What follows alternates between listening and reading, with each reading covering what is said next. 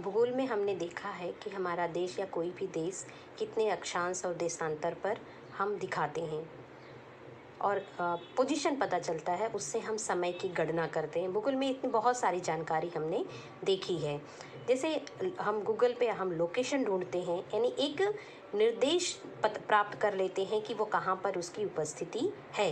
Google पे आपने इसका अनुभव किया होगा, यानी फिक्स यानी निर्देश बताता है, हमें पाथ बताता है। ये है हमारा निर्देशन पद्धति। मेरे प्यारे विद्यार्थियों, आप सभी का स्वागत। बच्चों, आज हम नए पाठ की शुरुआत कर रहे हैं। इसकी शुरुआत हमने 9th में ही कर दी थी और आप सभी आलेख के कई विषय पर 5वीं, 6ठी, 7वीं में भी पढ़ा है। तो 2 लाइन की प्रार्थना।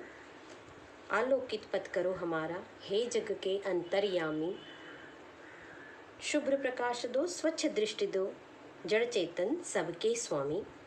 अपनी हम निवेदन प्रभु के समक्ष रखते हैं कि हमारा पथ हमेशा वो मार्गदर्शित करते रहें। बच्चों, 9th में जो हमने पढ़ा है उसका हम थोड़ा सा पुनरावर्तन कर लेते हैं और इसके बाद हम 10वीं के सवालों को हल करेंगे। तो 9th में पुनरावर्तन यानी निर्देशांक भूमिति। निर्देशांक भूमिति में हम सबसे पहले एकदम छोटी छोटी बातों को भी हम देखेंगे। अक्ष, आरंभ बिंदु तथा चतुर्थांश, प्रतल के बिंदु के निर्देशांक अगर वहाँ पर है तो हम कैसे उनको रीड करते हैं। अक्ष, एक्स अक्ष और वाई अक्ष और उसपद बिंदुओं के निर्देशांक, ये छोटी छोटी बातें हम आज देखने वाले हैं। तो सबसे पहले हम आलेख पेपर ही देख लेते हैं अपना। आलेख पेपर पे आलेख बुक, आप इससे परिचित हैं।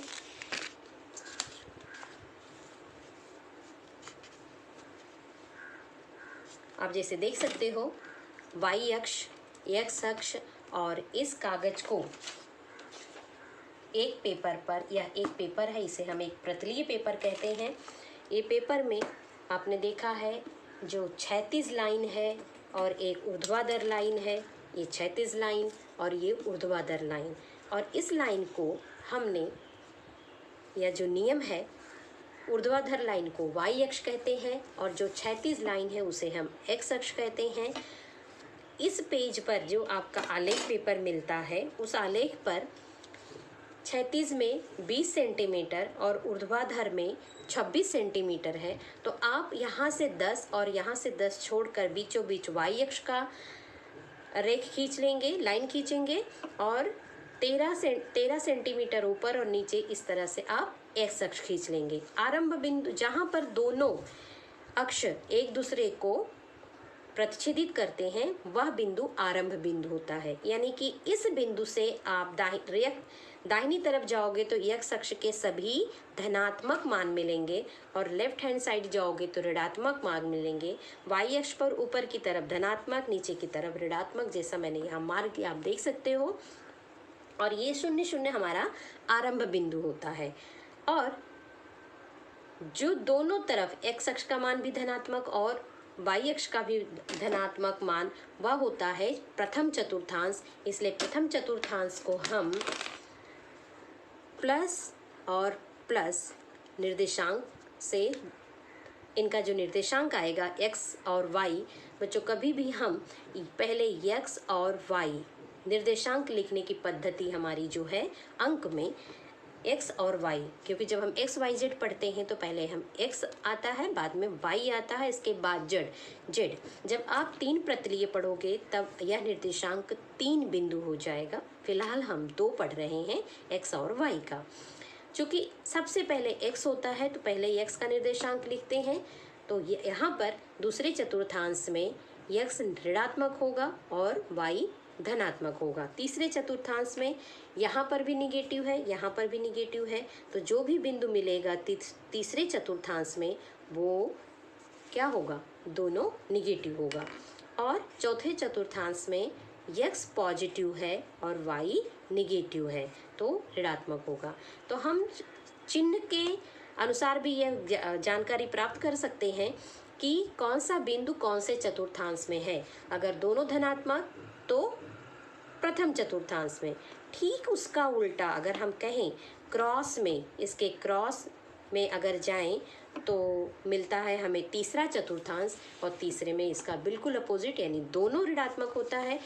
द्वितीय चतुर्थांश में अगर हम देखें तो x ऋणात्मक होता है, वही अगर हम चौथे में जाएं तो x धनात्मक, बिल्कुल अपोजिट।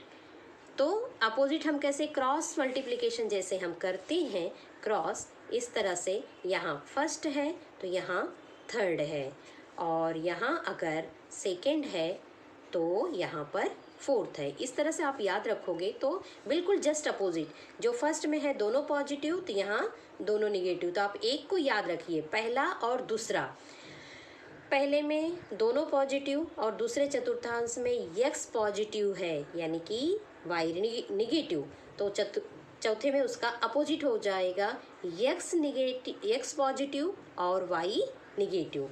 तो इस तरह से आप क्रॉस में ध्यान रखना, पहला का क्रॉस थर्ड है, सेकंड का क्रॉस फोर्थ है, 1 2 आप याद रखिए, थर्ड फोर्थ आपको मिल जाएगा। तो ये हुआ चतुर्थांश।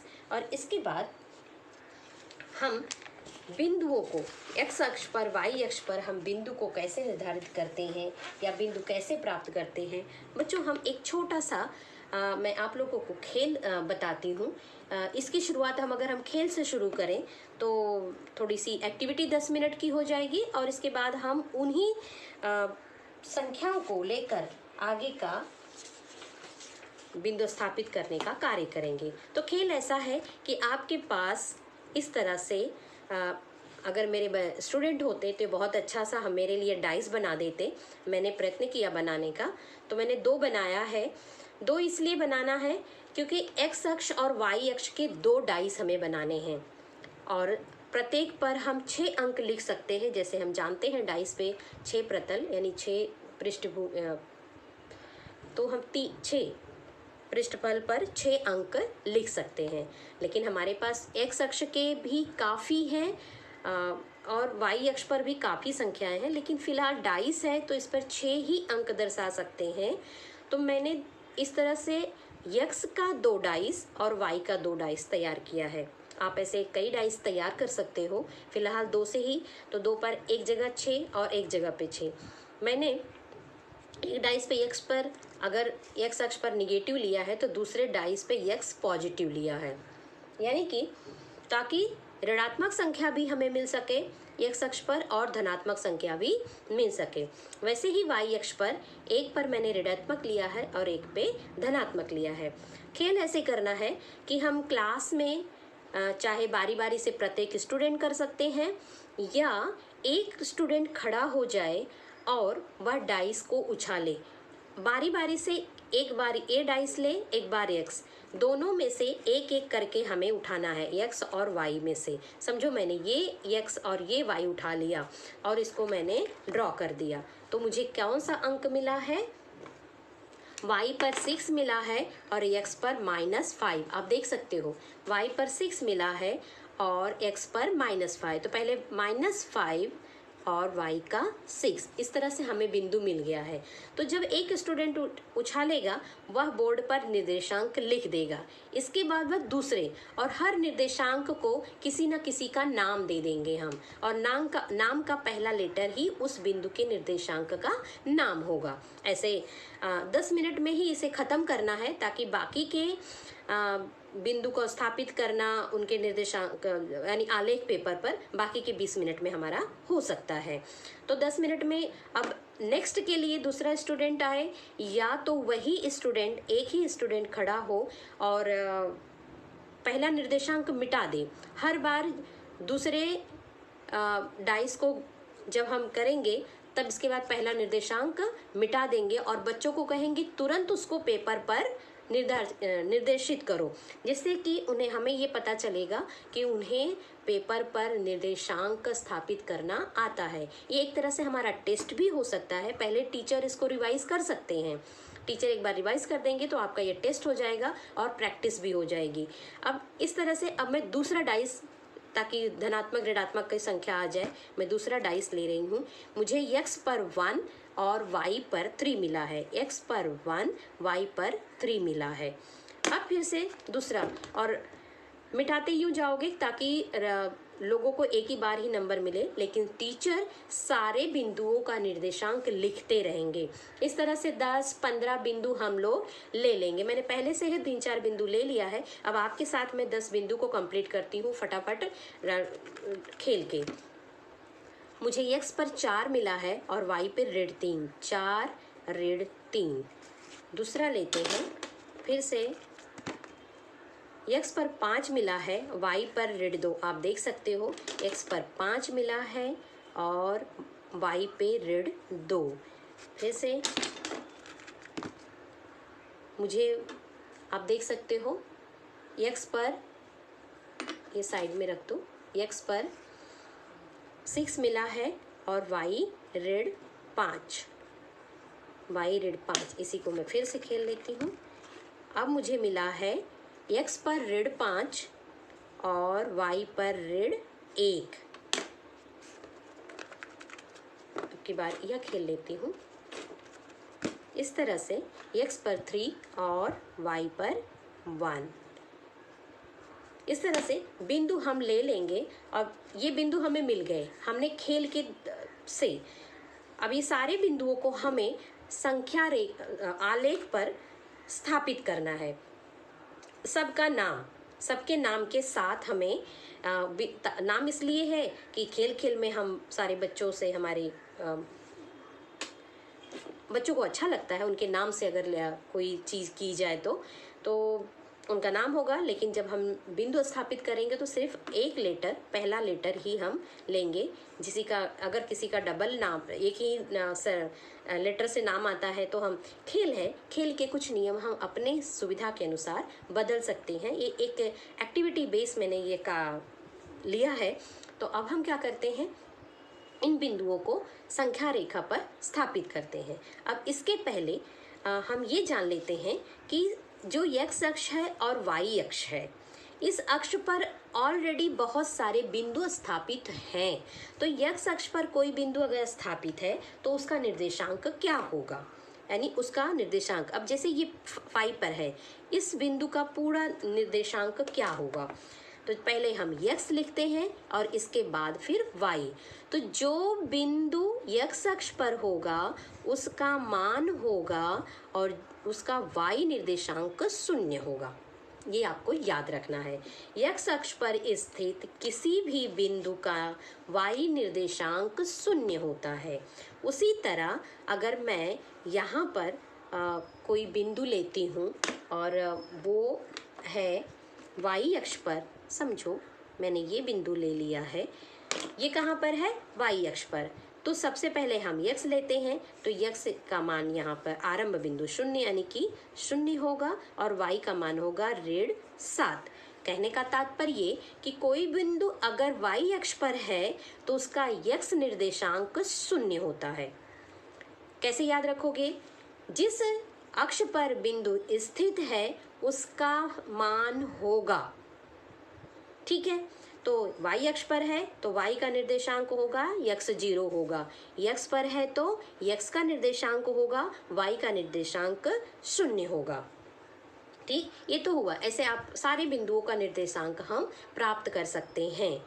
और जो आरंभ बिंदु है उसका निर्देशांक होता है 0 और 0, यानी कि x का निर्देशांक भी 0 और y का निर्देशांक भी 0 है। अब हम इन रेखाओं को, अब जो हमने बिंदु ले ली है, अब इन बिंदुओं को हम क्या करते हैं, फटाफट अपने आलेख पेपर पर दिखा देते हैं कि वह बिंदु कहाँ है।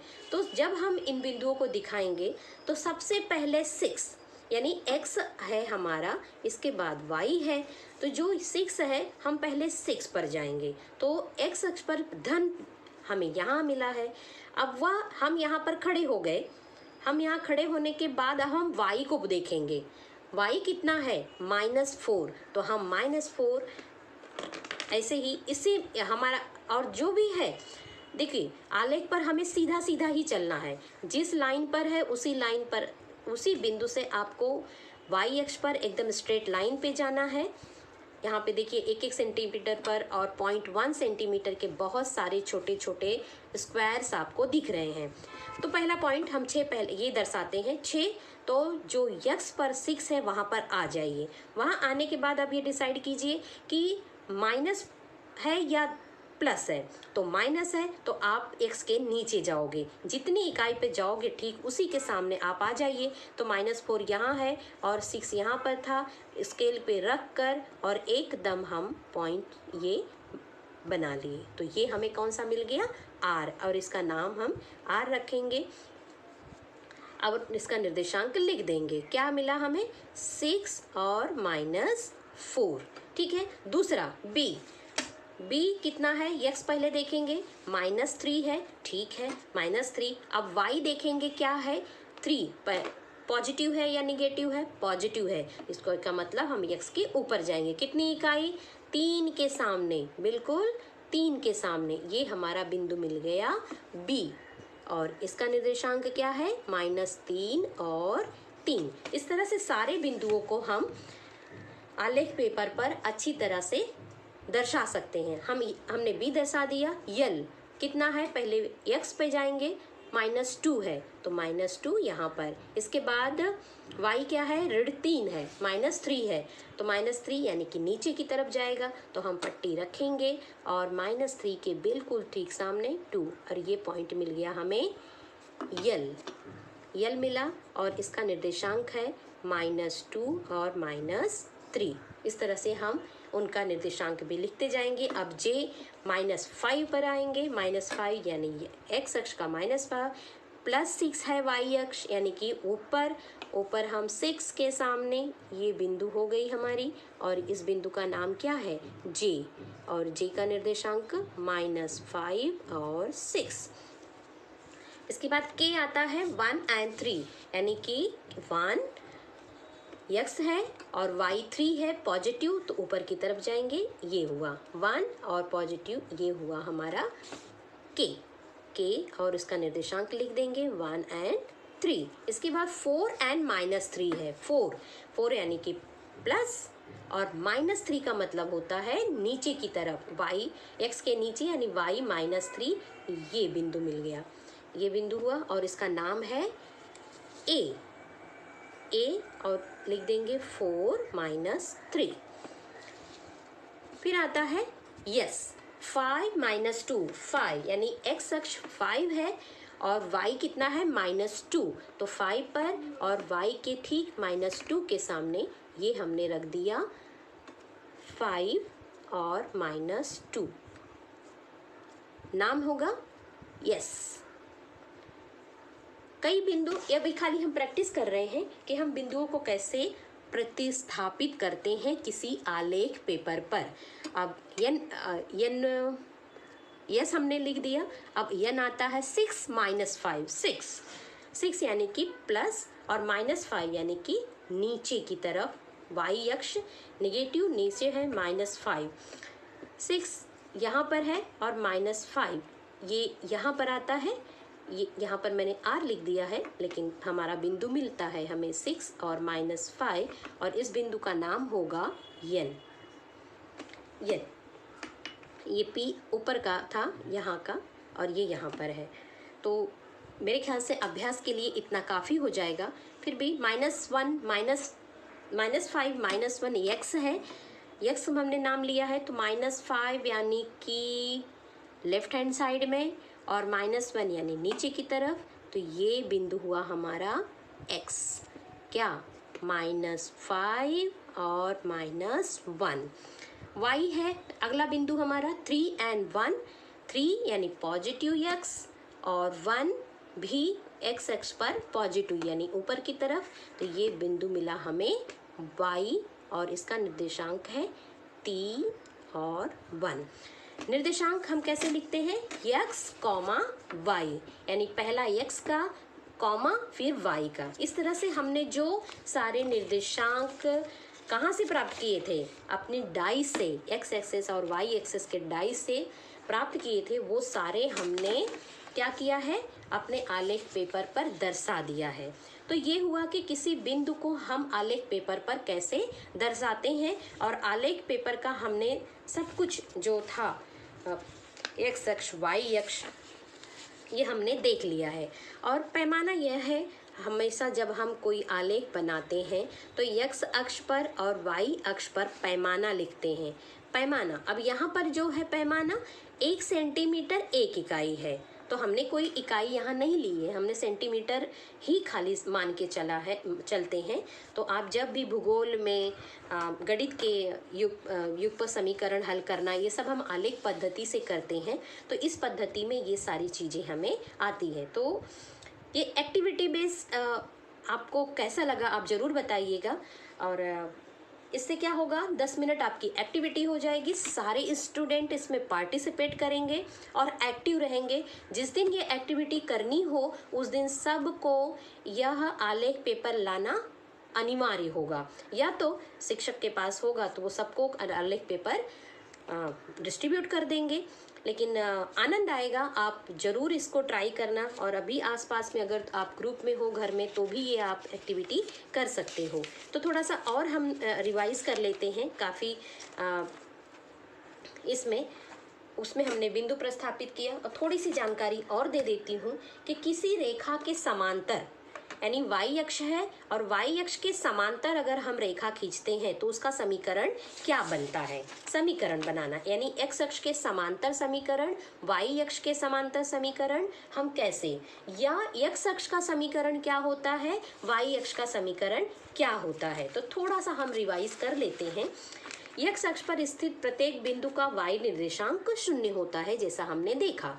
वाई अक्ष पर स्थित प्रत्येक बिंदु को एक्स निर्देशांक 0 होता है। मूल बिंदु का निर्देशांक 0 और 0 होता है। यदि x बराबर a तो यह रेखा वाई अक्ष के समांतर, a माने कोई भी संख्या आप ले लीजिए, -1, -3, -4 कोई भी, यानी x बराबर a ऐसी कोई भी रेखा मिलती है तो वह है वाई अक्ष के समांतर होगी। और y बराबर ये तो यह रेखा x अक्ष के समांतर होगी। x अक्ष का समीकरण y बराबर 0 होता है और y अक्ष का समीकरण x बराबर 0 होता है, यानी x। तो हम किसी समांतर रेखा का समीकरण कैसे प्राप्त कर सकते हैं। किसी समांतर रेखा का समीकरण प्राप्त करने के लिए हम यह प्रश्न करेंगे कि इस अक्ष को वह कितने पर प्रतिच्छेदित करता है, किस अक्ष को। तो मान लो x अक्ष को प्रतिच्छेदित कितने पर करता है तो वह हमारा समीकरण होगा। फॉर एग्जाम्पल यहाँ पर देखिए, ये है बिंदु 8, ठीक है। अब ये रेखा y अक्ष को, यहाँ ध्यान से देखिए, y अक्ष को ये रेखा जा रही है, y अक्ष को 8 पर काट रही है। कौन से अक्ष को, y को, कितने पर, 8 पर। तो इस रेखा का समीकरण क्या हुआ, y = 8। उसी तरह से अब यहाँ ध्यान दो, ये रेखा जो है यल रेखा, आप हर रेखा को नाम दे सकते हो, यह रेखा x अक्ष को -4 पर प्रतिच्छेदित कर रही है। तो इस रेखा का समीकरण होगा x बराबर -4। वैसे ही यहाँ पर देखिए, यह रेखा y अक्ष को -5 पर प्रतिच्छेदित कर रही है। कितने पर, -5 पर। तो इस रेखा का समीकरण हो जाएगा y बराबर -5, y बराबर -5। और उसी के नीचे अगर हम दूसरी रेखा देखते हैं तो यह भी y अक्ष को यह -6 पर प्रतिच्छेदित करती है। तो इस रेखा का समीकरण क्या हो जाएगा, y बराबर -6। ऐसे आप कहीं भी किसी पर, अब समझो ये रेखा मैं खींच रही हूँ, किस अक्ष को काट रहा है, x अक्ष को काट रहा है। कितने पर काट रहा है, 7, 8। तो इस रेखा का समीकरण क्या हो जाएगा, x बराबर 8। और किसके समांतर है, y अक्ष के। तो ये भी ध्यान देने वाली बात है, जो रेखा जिसके समांतर होती है उसके अपोजिट अक्ष के बराबर उसका यानी उसका समीकरण y में आता है। x अक्ष के समांतर रेखा का समीकरण y में आएगा, और y अक्ष के समांतर, ये y अक्ष के समांतर हुआ, उसका समीकरण x में आएगा। तो मतलब एक चीज आप याद रखिए, आपको क्या याद रखना है कि समीकरण क्या होगा। तो आपको यही प्रश्न विचारना है, पूछना है कि किस अक्ष पर और कितने पर, किस अक्ष पर उसका नाम बराबर कितने पर प्रतिच्छेदित करती है, वो होगा उस रेखा का समीकरण। और आपने अगर खींच लिया वो रेखा का समीकरण तो आपको एकदम क्लियर दिखाई देगा कि वो किस अक्ष के समांतर है। y बराबर 8 है, x अक्ष के समांतर है, x बराबर ऋण 4 है, y अक्ष के समांतर है। तो ये समांतर रेखाओं का समीकरण लिखना या समांतर रेखा खींचना, मेरे ख्याल से आपको ये क्लियर हुआ होगा। तो ऐसी बहुत सारी जानकारी जो एक 9th स्टैंडर्ड में हमने ली थी वो हमने पुनरावर्तन कर लिया है। और अगले वीडियो में हम बिंदुओं को रीड करना सीखेंगे कि है, और ये देखकर हम थोड़ा सा रिवीजन ये भी करेंगे ओरली 9th के जो दिए गए हैं कि वो किस चतुर्थांश में है, ये सारी चीज़ें। तब तक की जो इतनी सारी जानकारी है आप इसको अच्छी तरह से रिवाइज कीजिए और खुद को प्रेरित करते रहिए, गणित को लिख कर समझ कर पढ़ते रहिए। थैंक यू बच्चों।